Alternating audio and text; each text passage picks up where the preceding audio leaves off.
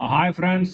ఈరోజు big boss Wednesday episode విషయానికి వచ్చేస్తే, అబ్బో, ఈ ఎపిసోడ్ మాత్రం అమ్మమ్మమ్మ, స్టార్టింగ్ నుంచి ఎండింగ్ వరకు ఈ మనకి పల్లెటూరులోని బిందెల కోసం ఆడవాళ్ళు పుట్టుకుంటారు కదా, అలా జరిగిందనమాట మొత్తం.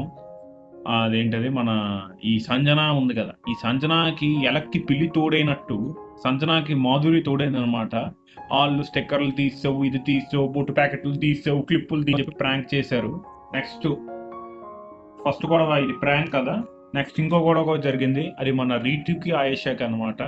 రాత్రి పిండి పెడితే గిన్నె ఇది నా డ్యూటీ కాదని చెప్పేసి రీతు ఏమో కడగలేదు, ఆయేషాకి అడుగుతామంటే నేను తర్వాత కడుగుతానని చెప్పడం, అది చాలా పెద్ద గొడవ అయిపోయింది అనమాట. ఆయేషా అయితే గట్టిగా అరిచింది, ఇంకా రీతు అయితే ఇంకా మా రీతుకు పెద్ద దండం.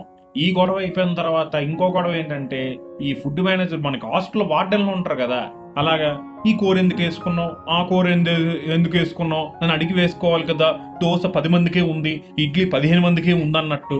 ఈ దివ్య ఏమొచ్చి కూర ఎవరైనా వేసుకున్నారంటే మాధురి గారు వేసుకున్నారండి. మాధురి నేను కొంచెమే వేసుకున్నాను, ఇప్పుడు నీ బాధ ఏంటని.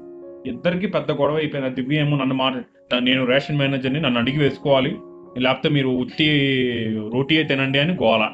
ఓరు బాబు, ఇది బిగ్ బాసా హాస్టల్ వార్డెనా నాకు అర్థం కాదు.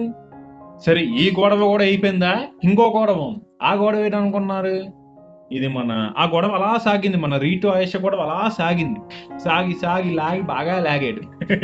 బాగా లాగి మనకి ఇంకోటి చాలా ఇంపార్టెంట్ విషయం, మన చిట్టిపికల్స్ రమ్యకి బిగ్ బాస్ పెద్ద టాస్క్ ఇచ్చారన్నమాట. టాస్క్ వరం, అది ఎవరికి ఇవ్వలేని వరం ఇచ్చారు. ఏంటంటే ఫుడ్ పొద్దున మధ్యాహ్నం రాత్రి